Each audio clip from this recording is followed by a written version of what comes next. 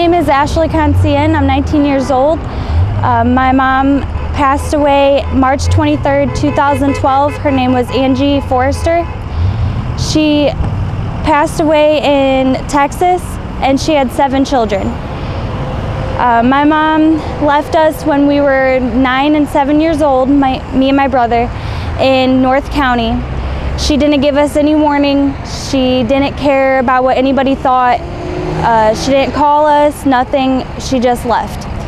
We got taken away, and I got put in foster care for 4 years, and went to 13 foster homes, 9 high schools, all over St. Louis, and it was really hard.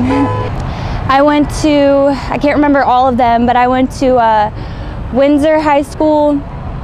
I went to Francis House Central, Hazelwood West, that's where I graduated from. I went to a children's home, Marygrove, that's all the kids go to Hazelwood West who live there. I was living with 15 other girls. It was pretty crazy.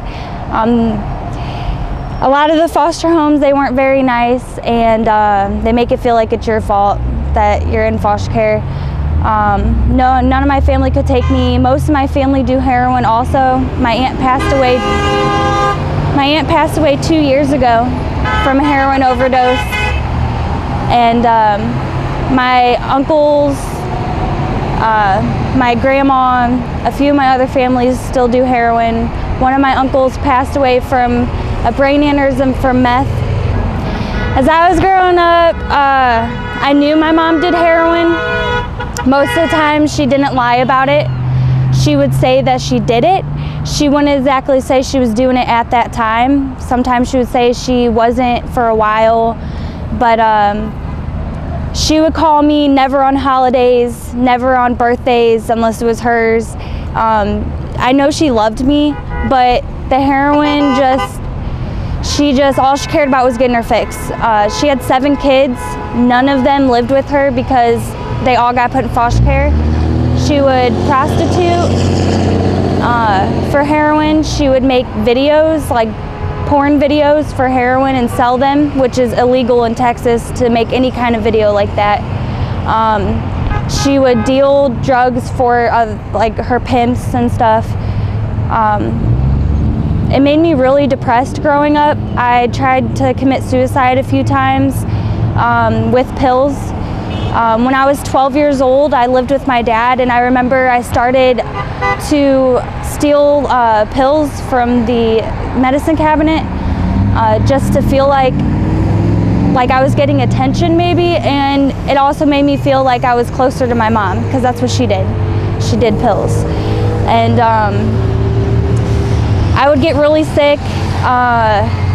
It made me, like, I have really bad migraines now and stuff, like really bad depression. I started cutting myself. But it was all kind of a thing, like in my mind, I thought I was gonna be like my mom, and I thought that's what I wanted. And until I got out of foster care and started doing Percocet really bad, I spent $1,700 in 8 days on Percocet. I ended up getting pneumonia and almost dying. I lost 35 pounds in 8 days. I didn't eat anything. I didn't drink water. I was dehydrated. No one would help me. My rent for the people I was living with was to buy them Percocet.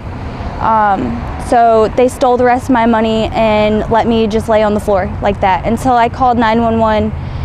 And I just said, I don't want to do this anymore. I put myself back in foster care. I got better.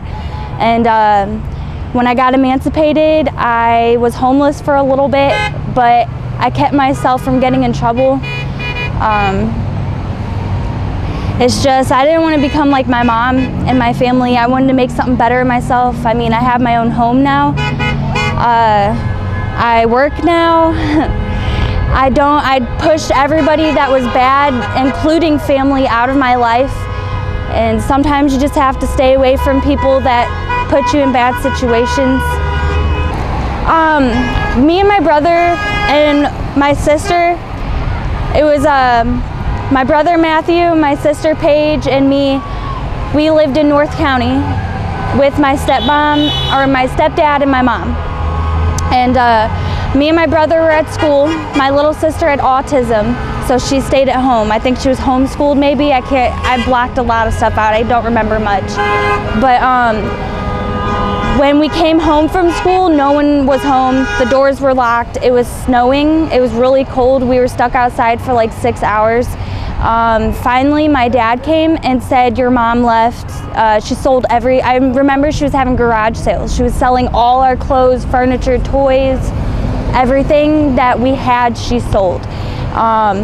For, I guess, money for drugs and to move to Texas. My dad ended up taking us in. My sister was gone. She ended up getting taken away once my mom got to Texas. And I found out my mom was pregnant at that time also. That baby had autism, I'm pretty sure, and he got taken away also. And they got adopted to a family in Texas. From what I hear, they're doing good, but it's a closed adoption, so I can't talk to them. And but she left and lived in Oklahoma, Texas, just switching around. She had like 5 more kids. They all got taken away because of her heroin and prostituting and dealing drugs. Whenever she got out of prison, it was March 22nd, and she called me on the phone, and we were talking. She said she was done with heroin. She was never going to do drugs again. She loved me. I'm more important than the drugs. She doesn't want to be in that, and she just wants to be a mom. And I told her that she could move up to Missouri and we could figure things out and try to get a place together and help each other, you know. Well, she didn't do that. About 3 p.m. the next day, I was getting off work, and I got a call from the friend that bought her an apartment once she got out of prison, and he said that she overdosed, and at 6 a.m. So they didn't even find her until 1 p.m. So it was like a good 7 hours that she was dead, and they said that she could have been helped. She could have been saved, but he left her there, and but since they couldn't prove that he gave her the heroin or that he did it with her or that he knew she was dead, he didn't get in trouble. But I mean, she could have been saved. There was only me and my brother Matthew in Missouri. We're the only 2 kids in Missouri of my mom's. The other ones are in Texas, and they're all in foster care. It's 5 of them. They're all under 10, so that's pretty sad. My family has a very addictive personality. There's addictive personalities on my dad's side. I know some of them do meth and stuff, and they live in like Louisiana, so meth is really big down there. Up here it's heroin now, heroin and meth, but heroin's getting worse. And Texas also is really bad for heroin. And so my mom's side of the family, they're all bad on heroin. They live in the city, Illinois, you know. It's heroin, cocaine, you know, whatever that you can find that's gonna get you high. I mean, I've seen people shoot up Xanax, and like, that's not even like possible. Like, it doesn't dissolve. It's just the feeling that they're shooting up heroin, and that's really sad. Well, I went to 9 high schools, and I told myself that, you know, I wasn't gonna end up like my mom. I wasn't gonna end up like my family. I mean, I had really rough patches. I would skip school for months at a time, or I would run away. I ran away to Ohio once and lived with my aunt before she passed away from heroin overdose. But I felt like I was taking care of her, and like she was really emotional all the time and always like acting like a child. Like, it was really weird, and I didn't really understand. I was only 15, so I came back to St. Louis. You know, every time I ran away, I'd come back because the things that I saw I just didn't like. And so, but I went to Hazelwood West, and I finally graduated. I had like a C average. I mean, that's pretty good for 9 high schools, I'd say. It was really hard getting schoolwork done, and I've been dealing with depression because of my family and my past, but I got through it. And you just have to keep telling yourself what you don't want to become. I mean, with me, I always tell myself the straight facts, and the hardest things to say is what you need to tell yourself. Like, your mom died, you don't want to do drugs and die like her. Like, you know, don't sugarcoat anything. I mean, that really is what helps you. If you just sugarcoat everything and try to tell like give excuses for things, you're just gonna end up falling in a hole. So, but I graduated from Hazelwood West in 2011, and it was really exciting because I didn't think that was ever gonna happen.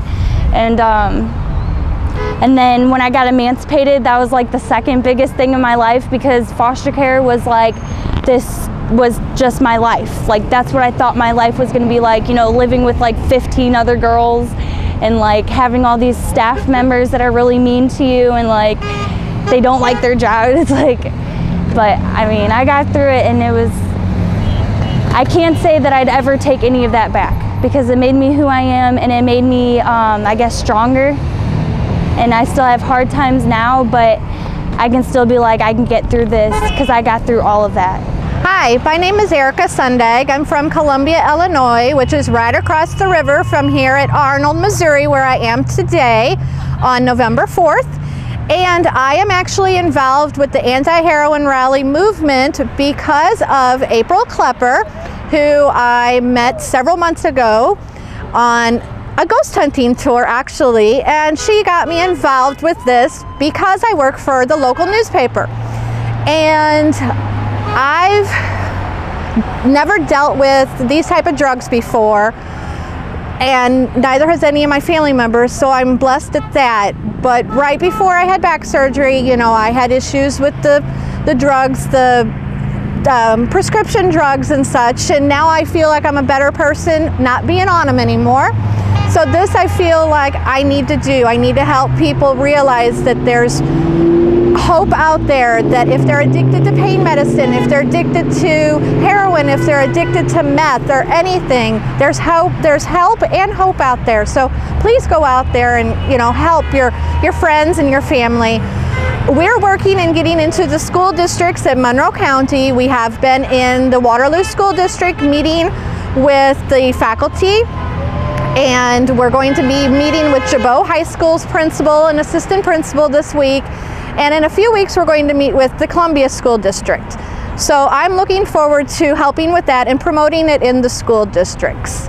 Coroner Vicki Kerber is our Monroe County coroner, and she actually has been with us, I think, about 3 or 4 years. And she's, you know, sees a lot of these deaths. We've got a few that are still undetermined from toxicology reports. And when I came up to her and to Mayor Tom Smith, who's at the Waterloo, who is Waterloo Mayor, they're like, this is a great idea. Let's get this movement going. So it was Vicki Kerber and I and a few others that went to the school districts and promoted this. We promoted it, about a month ago. We were at the Waterloo High School, and this week we're going to Jabot. And I think right before Thanksgiving, we're planning on going to the Columbia School District, the junior high as well, which I think that's where it needs to be.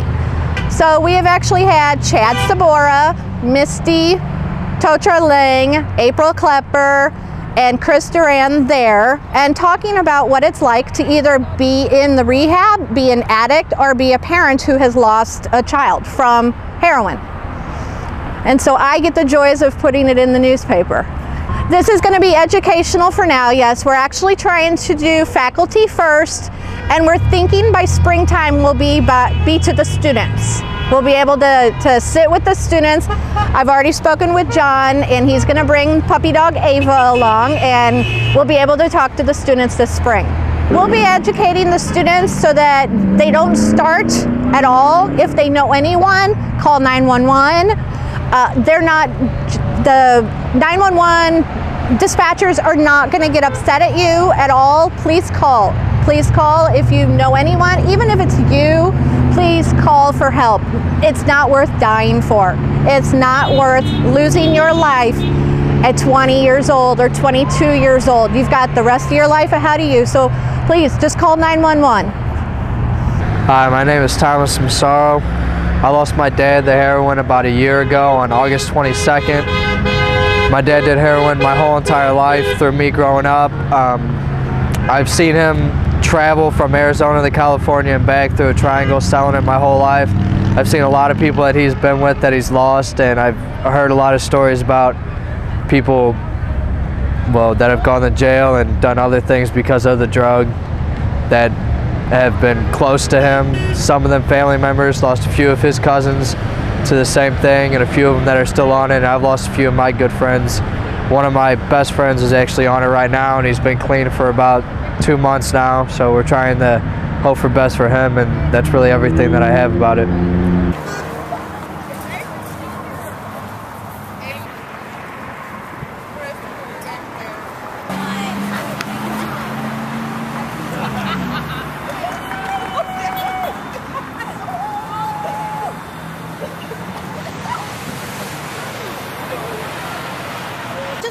Use the damn thing. Yeah, I'm trying to get rolling. I was a carpenter. Oh, jeez. And then I, when carpenter. Like 3 times. It's 5 because of New Jersey. Yeah.